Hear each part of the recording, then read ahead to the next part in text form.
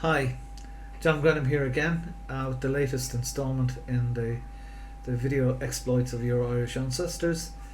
Today I'm going to be talking about Irish place names and how you can use the site to identify them and connect them to your ancestors. So let's go straight to the site.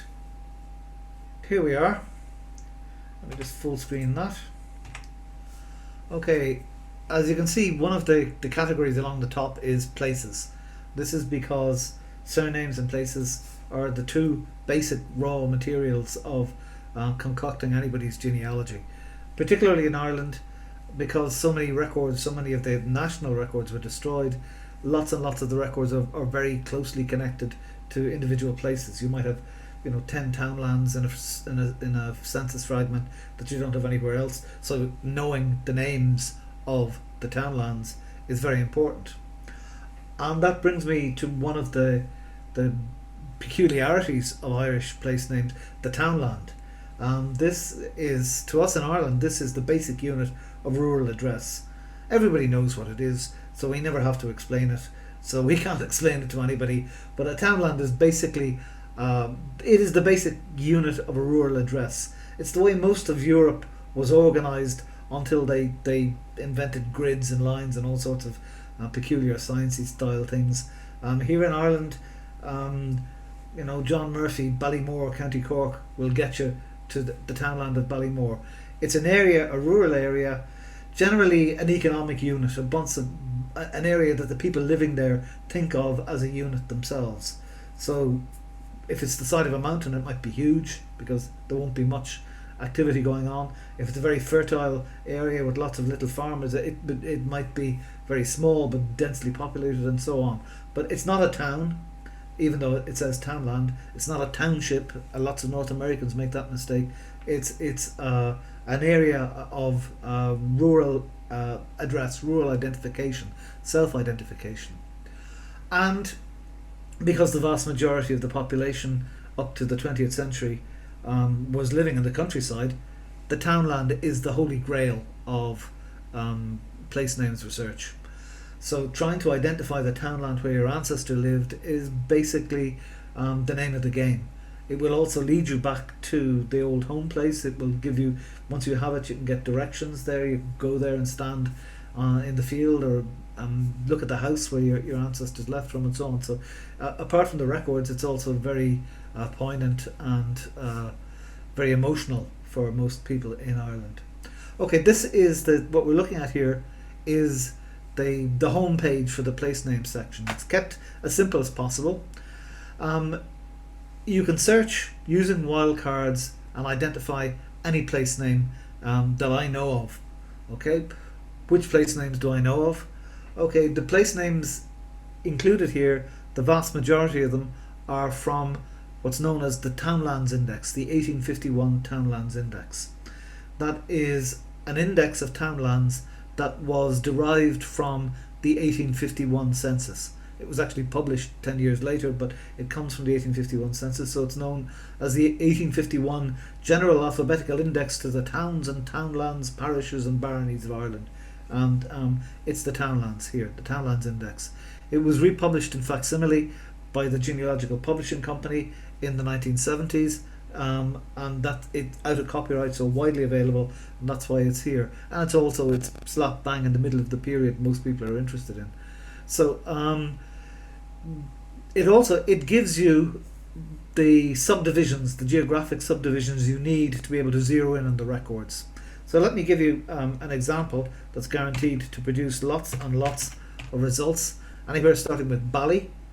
Bally means Balia is the Gaelic Irish, meaning home place.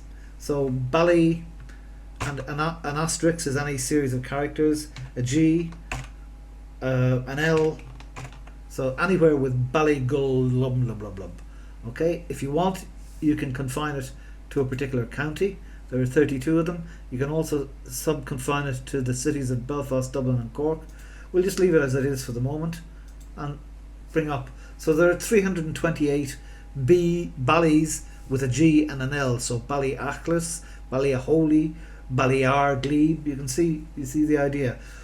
One of the reasons for using um, wildcards like this is that place names, um, even more than surnames in some ways, have been mangled over the years. Particularly, well, I'll say something about the mangling that happened when they were officially recorded, but it's more in the memories of immigrants and the memories of people. Um, they get the accents tend to live in the vowels. So if you take out the vowels, so Bally is pretty standard. People don't mix that, but Ballina, Lagi, Galway, okay, G and L tend to stay the same, but O, E, U, all of these vowel sounds get mangled. So take out the vowels, put in the wildcards, and Bob's your uncle. Okay, so this is, as I said, this is a search for everywhere, Bally, and then any sequence of letters, G, any sequence of letters, and an L, and any sequence of letters. And here you have a complete list of them. The default ordering is by is alphabetically by place. You can also click on the column in each case and sort them by civil parish. It can be useful if you want to see how many there are in a particular civil parish, or in a poor law union, or in a registrar's district. Now, the civil parish is the most useful. It's the sort of jumping off point for most official records until the end of the 19th century. So that's the identifying your townland in your civil parish is the most important single step that you can take towards finding your ancestors. The other two areas here, the poor law union and the registrar's district, these relate particularly to state records of births, marriages and deaths. So Abbey-Leash, poor law union, I'll just show you where it is here. Abbey-Leash, poor law union is down here. There's Abbey-Leash. If you click on it, and this is a list of all the places in Abbey-Leash. We'll go back. This shows you any place called Ballyguggle in Abbey-Leash Poor Law Union. The reason the Poor Law Union is important is that this is the name that appears in the published indexes for births, marriages and deaths post 1864, the state records of births, marriages and deaths. The Registrar's District is a subdivision within the Poor Law Union, particularly useful for identifying dodgy looking place names on the original certs themselves. So on each cert you will get the Poor Law Union or Superintendent Registrar's District. They're interchangeable as a description of these places. And within then you'll have the local Registrar's District. And once you have identified the Registrar's District, so for example, in the Registrar's District of Ballinakil, there are only these number of place names. So it's quite a limited target range. So you can, if you have a birth or a marriage or death, and it says the Registrar's District is Ballinakil, and you can't read the place name, and believe me, that's very, very common, it must be one of these place names here. So it gives you a restricted set of targets, and that's the whole point of it. The place names as well, the townland names that you see here, were standardised, if that's the right word, in the 1830s, from the 1830s on, by the Ordnance Survey, now Ordnance Survey Ireland, which was a military mapping exercise that took the earliest one that happened on the islands of Ireland or Britain, and as part of it they standardised the spelling and the names of the townlands that they were mapping. You can't map a place if you don't know what its name is. Okay, so it's a pretty straightforward logic there. The logic of how they arrived at the names is not quite so straightforward. It's one of the things. The legend is that lots of places were anglicised, that the original Irish was ignored, and that's absolutely not true. The Ordnance Survey employed some of the most learned Irish language scholars, and they investigated what the local people called the name. They investigated all sorts of other things as well. Investigated local traditions, local genealogies, local naming practices, the origins of names, and so on and so forth. So there was a lot of study went into them. The problem is that if there was a conflict between the man in the big house who wanted to call it Jonesborough, because his name was Jones, and it was the local people who wanted to call it Ballygahal, then Mr. Jones won. Okay, the Victorian deference to property and to the social hierarchy tended to have a strong influence on the place name. So it's not a simple story. Thank God, none of the stories around Irish genealogy ever are. But the most important thing to realise about the standardisation of the place names is that once they were standardised, they were then used in the censuses, at least up to from 1851, 61, 71, and they were also used for Griffith's valuation. So the way the place name is spelt here is the way it's spelt in Griffith's valuation.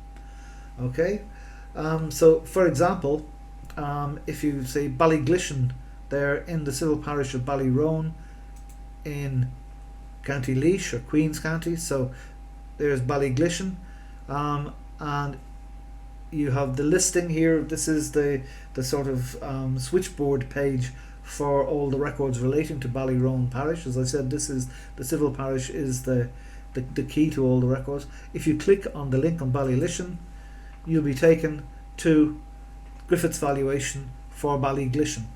And the only reason I could do that on the site is precisely because these place name spellings are the same for Griffiths as for the Ordnance Survey, so that the standardisation produced some benefits, at least as far as the website is concerned. That's the most important things you need to know about the place names. There are other features of the place name search.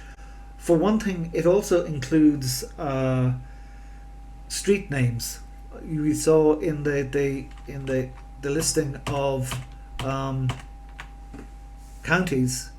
So there are. Let's just see. I'll give you an example. Someplace starting in H with an or in it. In Belfast City, are there any? Hagan's Court, Hamel Court, and so on. So there are street names for Belfast City. This is taken from Henderson's directory from the mid 1850s. If for Dublin City, again this is taken from Tom's commercial directory from the mid 1850s, and for Cork City. There, so the three biggest metropolises are included separately. Street names are different to townland names. They tend to change more often. There are Harrington's Place, I'm not even sure if it still exists. Harper's Lane probably doesn't exist in Cork City, and so on. So these are much more fragile and less stable than the townland names, but they're in there as well, and they can be useful in identifying which parish within the city you're interested in. Okay, one other thing that, let's go back and look at the go back and look at the there's all over the place. So Dublin City and County and blah blah blah, Habsburgh. One of the new features just added this week to the place name search is a search for church or parish names. The reason for this is quite simply that the search as it stands is a search of the Townlands Index and these street names from local directories. But there are lots of parishes that have names that aren't included in the Townlands Index or in the street listings. So this, if you click here, let me show you what happens. So this is every church or parish name, all denominations. You can see here Catholic, Presbyterian, Methodist, and so on, with that name. Again, these church names can be quite slippery sometimes. and it's a good idea to have as much flexibility as possible in searching for them. Again, like the ordinary place names results, you can sort them by county. So you click on the county and you get an alphabetical list by county or by denomination. Okay, so you have Church of Ireland altogether and Methodist altogether, and then like the civil parish link on the main place name search, you can just search, click on the link here, and you get the records, whatever surviving records I know about for the location and where they are. So for Holy Trinity, there are marriages 1842, and they're all in the Public Record Office of Northern Ireland. And if you want to reconnect that back to the civil parish and the place names, you can click on that, and you can see it's in the parish of Kinawley, which is partly in Leitrim and partly in Fermanagh. So Kinawley in Fermanagh, and there we are. Okay, so you can see the idea is simply to add another layer of functionality, or to put it a little bit less kindly, to add another rabbit hole for users of the site to get lost down. But as I say as well, over the coming weeks, we're going to be investigating ways of expanding the place name search to include other to include all the place names in the one place. So, but for the moment, I think it's a very good tool. It's quite deliberately quite simple. Originally, there was an advanced version of this that could tie you in knots for hours. This is pretty straightforward. It gives you the option of using wildcards, and believe you me, once you've had any experience of seeing how place names get mangled in the records and in the recollections of the descendants of people who left the place name, you will want to use wildcards, the genealogist's best friend. Okay, I'll stop there. I hope this has been some use to you, and happy hunting and the best of luck.